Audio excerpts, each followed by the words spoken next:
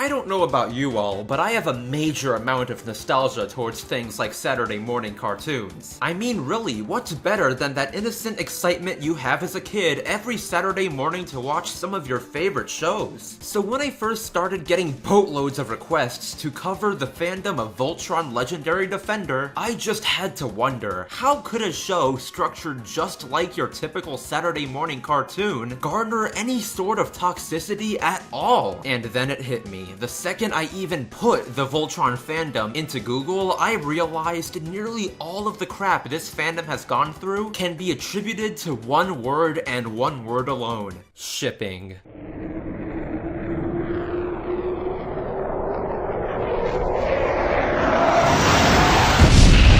Hello everyone, this is the RPG Monger, and welcome to the Fandom Files, the bi-weekly series where I take you into the dark outer reaches of each and every fandom. Now, I've been wanting to cover Voltron's fandom for a long time. Hell, I remember even putting it in the polls last year. Though I guess the one benefit of only covering the fandom now is, well, certain situations have escalated quite a bit. But wait one second, what even is Voltron in the first place? Well, for context, let me give you all a brief rundown. Originally, Voltron was actually a really popular animated series from the 80s, one that ended up spawning a full 78 episodes in its original run. So a couple of spin-offs and side stories later, now we're in 2016 with the new Netflix exclusive series, Voltron Legendary Defender, a reboot of the original story produced by DreamWorks of all people. Needless to say, the show became an instant success, bringing in both new fans and old to the table. And with that, as expected, Voltron also developed a pretty large fandom practically overnight. A fandom that for the most part was perfectly peaceful, no reasons for discourse and no discourse in sight. However, with the fandom hopping phenomenon that we've seen in previous fandoms, soon as Voltron Legendary Defender got a second season, it began to attract an even wider variety of people. A wider variety that contained a certain special kind of people that I'm sure you're all quite familiar with. Delusional Fujoshi. The kinds of people who have given shipping a bad name through their countless idiotic actions. Once they arrived to the fandom, while the peaceful side continued to flourish as always, on a certain other site, a different aspect of the fandom began to grow. One that, rather than being focused on, well, the actual show and the characters within it, was solely focused on one thing: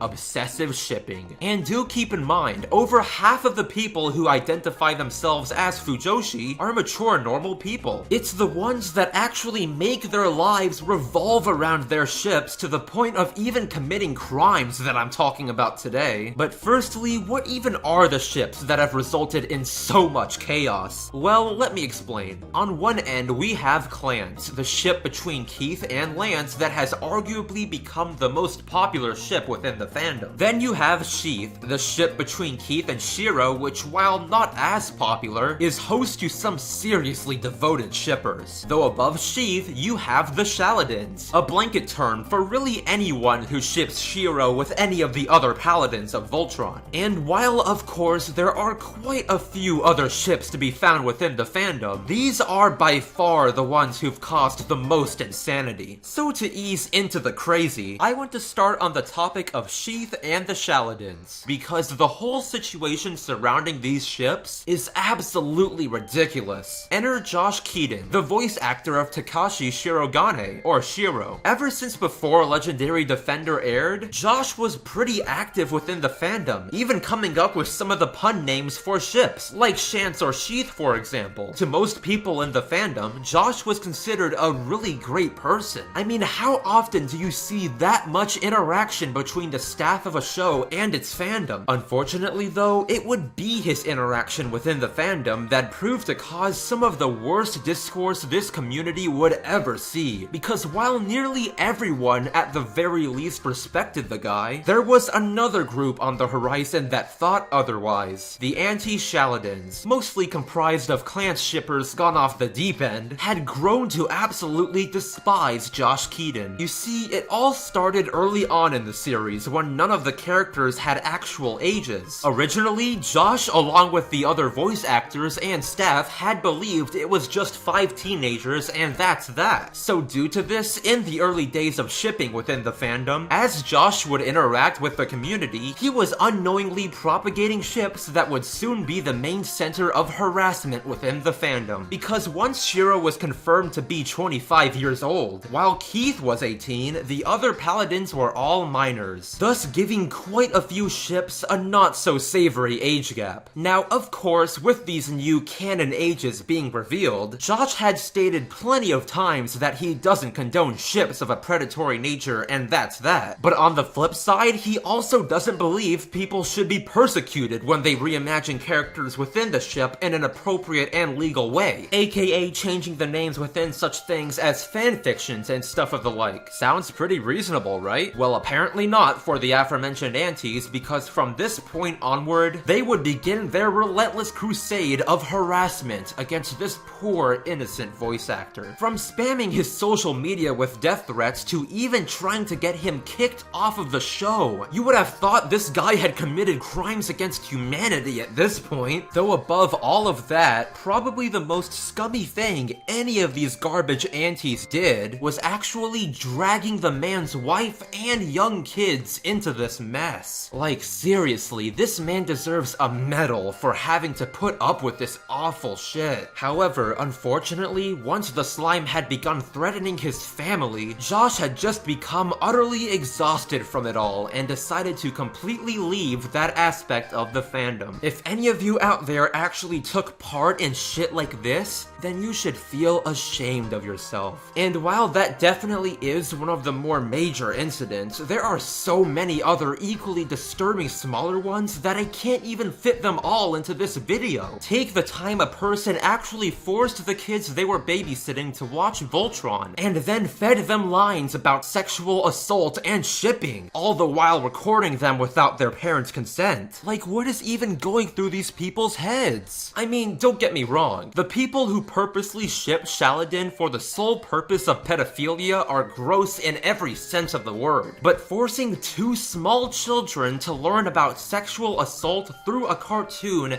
that is literally anything but, and then proceeding to brag about how they turned the kids into Clance shippers is actually disgusting. Keep in mind, this person even admitted in the original thread that the 2 girls didn't even want to watch the show in the first place. The craziest thing is, even when this person was already contradicting themselves, flocks of people defended them all the same. Oh, and how about that time that someone actually embezzled money out of a charity meant to go for the LGBT in Japan and the homeless LGBT youth, just so they could buy themselves Voltron merch? Yeah, that actually happened. You know, it almost sounds like a certain someone we know all too well from the Osumatu-san fandom. Though now, to take a break from that madness, let me tell you all a story that I actually got from one of you all. We'll call our protagonist this time Allura. Now, Allura worked at a local healthy food store in her town, right? Well, at the time, Halloween was just around the corner, and the town was having a little event called the Boo Bash. To put it simply, it'd start out with a costume contest for the kids, and then afterwards, they'd be set free to get candy from different stores in the area. Well, in the spirit of the season, Allura decided it'd be fun to cosplay as a character from a show the kids would recognize, Voltron. So now, with her cosplaying a pretty good Shiro complete with a light-up arm, the kids loved it. Though then, with the pretty big wave of 30 or so kids hitting the store, all of a sudden, she hears 2 girls behind her say, "Wait, is that Voltron?" Of course, hearing this, Allura was really excited to meet some other Voltron fans. But as soon as the kids recognized her cosplay, they said, and I quote, "But they're Shiro. Most Shiro cosplayers ship Sheith." And then, in a cramped room filled with kids and their parents, one of the girls yelled, "If they ship Sheith, then they're a pedophile." Now, this is messed up on so many levels. For starters, Allura didn't even ship anyone in Voltron to begin with. Not only could she have lost her job due to this, but the store could definitely suffer as well. Though moving on from that nightmare, while I've touched upon it already in this video, it's time to dive into the hell that is obsessive Clance shippers. It's sad too, since most Clance shippers are really great people. Now for this portion of the video, I've handpicked 2 incidents. One that I'm sure you all know by now, and one that is much more obscure in comparison. And considering that the more high-profile situation is quite possibly the worst thing that's happened within the fandom, let me first tell you the tale of Karen Lance, a woman who, long before Voltron Legendary Defender was even a thing, had named her Twitter account Clance back in 2009. Well, fast forward to 2016, and with the obsessive portion of Clance shippers rapidly growing in number, once they found out that someone outside of the fandom had already unknowingly claimed their sacred ship name, absolute chaos ensued. Immediately, this woman's Twitter was utterly spammed by people doing everything, from begging her to give them her username to even insulting the lady with the pettiest insults out there. Thankfully, soon after, the multitude of sane people within the community apologized to her for their idiotic peers. But seriously, it really says something when you have people who will actually harass someone just because they want ownership over a singular word. But honestly, that's barely anything compared to what I'm about to cover. I present to you quite possibly the worst thing that has ever happened in the Voltron fandom ever. One day, there was a Voltron fan that actually got a chance to get a tour of Studio Mir, the studio who animates the entire show. Except unfortunately to all parties involved, she didn't actually know it was against the rules to take pictures of the drawing board. So in turn, once she'd put them up on Tumblr and they'd gotten spread around quite a bit, the studio immediately told her to take them down, and she did. If anything, she truly was the model fan, as she then went on to tell everyone who reblogged the post to delete it as soon as they could. Problem solved, right? Wrong, because as I'm sure you all know, once something is on the internet, it's nearly impossible to take it off. And while just about everyone was respectful about taking the images down, there was one person that wasn't so compliant. The user went by Clance14, and rather than taking the images down, they no joke began to hold the pictures hostage. So out of all the reasons to do such a thing, why is it that someone would actually threaten the livelihood of the same show they're a fan of? Well, isn't it obvious? All because of their oh so important fictional pairing. You really just can't make this shit up, can you? Not only did this person effectively blackmail a studio just because they weren't making a fan-made ship a reality, but if anything, now they have even less motivation to do so. But I don't want to paint the Voltron fandom as some awful hellscape. The great majority has really been active in proving how wonderful they can be. Like the fan-organized event, Josh Keaton Appreciation Day, where after Josh went through all of that insane garbage I talked about earlier on in the video, hundreds of fans came together to offer thanks for all the great work he's done. If anything, I feel what all the bad parts of the Voltron fandom culminate into is this poisonous mindset of it's us versus them. Whether it be Clance shippers attacking Shaladins or Shaladins attacking Clance shippers, is it really all worth doing over something as insignificant as a fictional pairing? I mean, at the very least, think about the other shippers within the community, because every time you pull some idiotic stunt, the only ones really getting shit are them, not you. I cannot tell you how many times I came across people generalizing one side or the other as awful people while I was researching this video. And while I feel it would be ignorant to say the ruthless ship war could end just like that, as long as you wonderful members of the fandom keep doing what you're doing, and who knows, maybe some obsessives realize how dumb their actions are, then it's a definite step in the right direction. I mean, hell, if you think about it, the show itself is all about friendship and bringing people together in the first place.